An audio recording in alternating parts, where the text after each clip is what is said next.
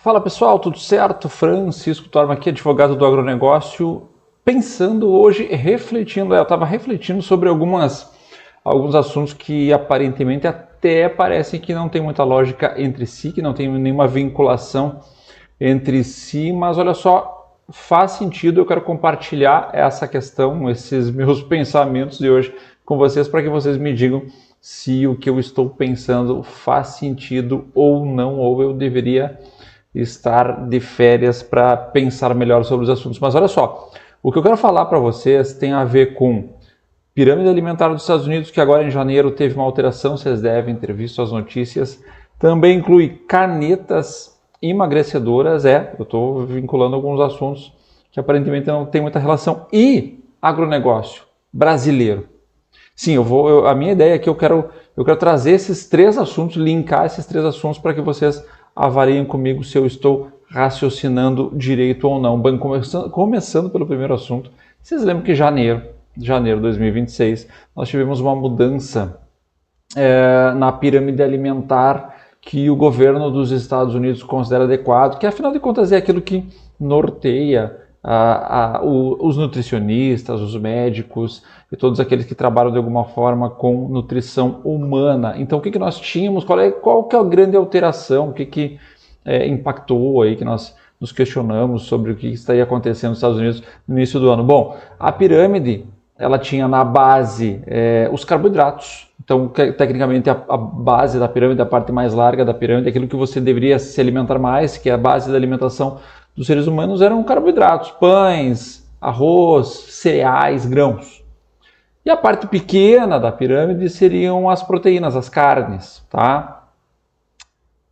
Porque se entendia que essa era a divisão, que o próprio prato deveria ser dividido assim, muito mais como base cereais, carboidratos e menos proteínas. Bom, inverteu-se, que é uma coisa assim, a gente sabe como é que é, enfim, para quem acompanha um pouco sobre saúde, sabe que essa lógica nunca fez muito sentido, tanto que as dietas, basicamente, quem quer emagrecer faz dieta de carboidrato, restringe carboidrato. Bom, os Estados Unidos inverte agora a pirâmide e diz, não, a base da alimentação é as proteínas, são as proteínas, olha que interessante, que mudança drástica. E porventura, se der sobrar um espaço lá, você pode comer um grão, você pode comer um pão. Bom, isso tem um impacto muito grande para a população, porque assim, tudo bem, é só uma mudança da pirâmide dos Estados Unidos, qual é que vai ser, e o que isso vai impactar com as pessoas? Isso impacta, até porque isso foi muito noticiado, e aí nutricionistas, médicos, todo mundo vem para as redes dizer, olha, é isso, a gente sempre defendeu isso, uma alimentação tem que ser baseada nas proteínas e não nos carboidratos. Quem quer emagrecer faz restrição de carboidrato, quem quer ter mais saúde, proteína, quem faz musculação, quer ficar forte, proteína é fundamental, a proteína. Então, esta mudança de paradigma começou a tomar conta das redes e as pessoas começam a se questionar, bom, então eu estou comendo errado, eu como muito pão, eu como muito arroz, será que está certo? E as pessoas começam a se questionar. E tanto é que todos sabemos também que pessoas que começam a ter um maior poder aquisitivo começam a comer melhor. O que é comer melhor? Comer mais proteína de origem animal. Esse é um ponto, tá? Outro ponto, canetas emagrecedoras.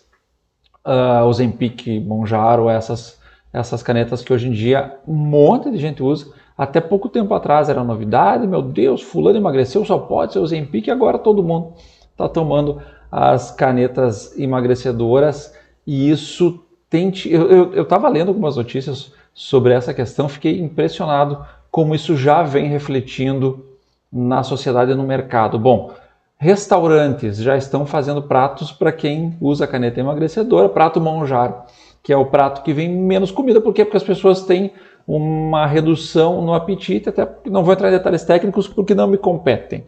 Mas, enfim, o ciclo da digestão é mais demorado, portanto, a pessoa não sente tanta vontade de comer e aí ela come menos.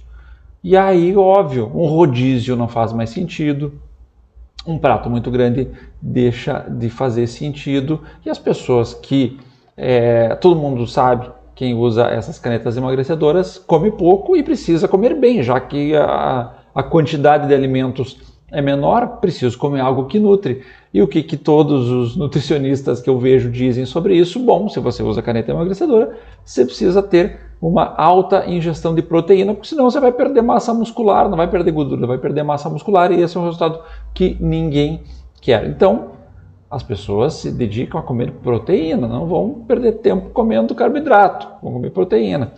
Então, isso tem mudado, tem impactado no tamanho das refeições, isso tem impactado na compra, no que as pessoas fazem. As pessoas têm tomado menos álcool, vi que uma estatística afirma que o consumo de álcool tem caído 0,8% ao ano, o consumo, onde é que está meu apontamento aqui, que eu até anotei, os pães, o consumo de pães tem caído 10% ao ano, e o consumo de frango tem subido 20% ao ano. Isso é uma mudança gigantesca no hábito das pessoas. Inclusive, outros pontos que eu vi, achei interessantíssimo, marca de roupa plus size já estão repensando, porque as pessoas estão emagrecendo. As companhias aéreas estão avaliando que se as pessoas começarem a perder peso, isso vai impactar também no lucro, porque elas vão ter mais lucro. Afinal de contas, é menos peso para o avião transportar. E aí, claro, nesse primeiro momento pode pensar, mas é que, veja bem, não é todo mundo que tem acesso a esse tipo de tratamento, porque ele é caro, concordo, ele é caro, hoje ele é caro. Só que nós já temos, nos próximos anos, quebra de patente, nós já temos produção nacional, que é muito mais barato, já tem previsão disso estar sendo distribuído no SUS, porque afinal de contas, uma pessoa que tem obesidade, é mais barato o SUS custear esse tratamento para ela emagrecer do que ficar tratando todos os problemas de saúde decorrentes da obesidade. Então, como toda tecnologia no mundo, ela chega cara e começa a ficar barata com o tempo. E se começa a ficar barata, começa a ficar acessível, as pessoas vão usando. Esses dias até vi uma piada que dizia assim, olha, hoje em dia o cara sabe quem que é rico e quem que é pobre. Porque o pobre é gordo, o rico consegue comprar as canetas emagrecedoras. Essa lógica não vai mais existir daqui a pouco tempo. Na hora que entrar no SUS, as pessoas vão se tratar e realmente nós vamos ter, tomara, uma melhora na qualidade de vida das pessoas, porque elas vão conseguir reduzir o peso através dessas medicações que são bem interessantíssimas. Bom, hábitos, as pessoas estão mudando hábitos, seja pessoal que está olhando a pirâmide alimentar dos Estados Unidos e pensando, bom, mas acho que eu preciso mudar a minha alimentação, porque lá estão dizendo que a proteína deve ser a base alimentar, a partir da mesma forma com essas medicações emagrecedoras, as pessoas também precisam um recurso, uma fonte de proteína para saciar o seu pouco apetite, porque elas vão comer pouco, mas precisam ter proteína para não perder a massa muscular, para manter saúde, para tudo mais. Então nós temos uma mudança que não é tão lenta, que não é aquela coisa, um dia... Não, isso já está acontecendo, as pessoas já estão mudando o hábito alimentar, tanto é que nós temos aqui uma mudança muito grande no consumo de bebida alcoólica e no consumo de pães e no consumo de proteínas. Isso já está acontecendo, já é realidade. E onde é que eu quero chegar enquanto participante dessa questão do agronegócio, enquanto ativo aqui no agronegócio, já que sou advogado que atua exclusivamente e diretamente com o agronegócio. O agronegócio brasileiro precisa entender essa evolução. Veja, nós temos aqui no Brasil território, tecnologia, nós somos mestres em agronegócio, tá? Tem lá minhas questões que eu posso falar em outros vídeos aqui sobre política pública, crédito rural, as coisas não funcionam aqui no Brasil, mas apesar dos pesares, ainda somos referência em agronegócio, somos o país que tem estrutura e território para aumentar a produção sem precisar mexer em árvore, tá? Não se preocupem com o desmatamento, não é necessário. Mas o que nós precisamos pensar? Como os hábitos alimentares mudam, o agronegócio produz o que? Alimento. Nós precisamos mudar também o que nós produzimos e a forma com que nós produzimos. Se há uma crescente do mercado consumidor dizendo, olha, nós precisamos de mais proteína, bom, então nós precisamos de mais proteína. Proteína animal, bovinos, porcos, leitãozinho, aves, frango e peixe. As 4 proteínas básicas assim. Proteína bovina, produzimos muita carne da pecuária bovina, só que o ciclo é lento. Um boi demora muito para ficar pronto para abate, para fazer os cortes, e é cara, é a mais cara das proteínas. Se o mercado está mudando numa velocidade, o mercado consumidor está mudando numa velocidade muito grande, e as pessoas estão dizendo, olha, eu preciso proteína. Eu estou tomando minha canetinha, eu preciso de proteína. Eu vi a mudança na pirâmide alimentar dos Estados Unidos e eu quero emagrecer, eu quero ter saúde, eu preciso de proteína. Eu aprendi que eu preciso de proteína. Eu segui um nutricionista no TikTok que diz eu preciso de proteína. Então eu preciso de proteína. Bom, proteína rápida e barata, nós somos campeões aqui, nós sabemos muito bem produzir, que é porco, frango e peixe. E aí nós precisamos começar a repensar o agronegócio. Eu digo isso principalmente eu que estou aqui no Rio Grande do Sul, porque o nosso agronegócio aqui ainda é muito baseado em produção de grãos. Soja, milho, trigo, canola, enfim.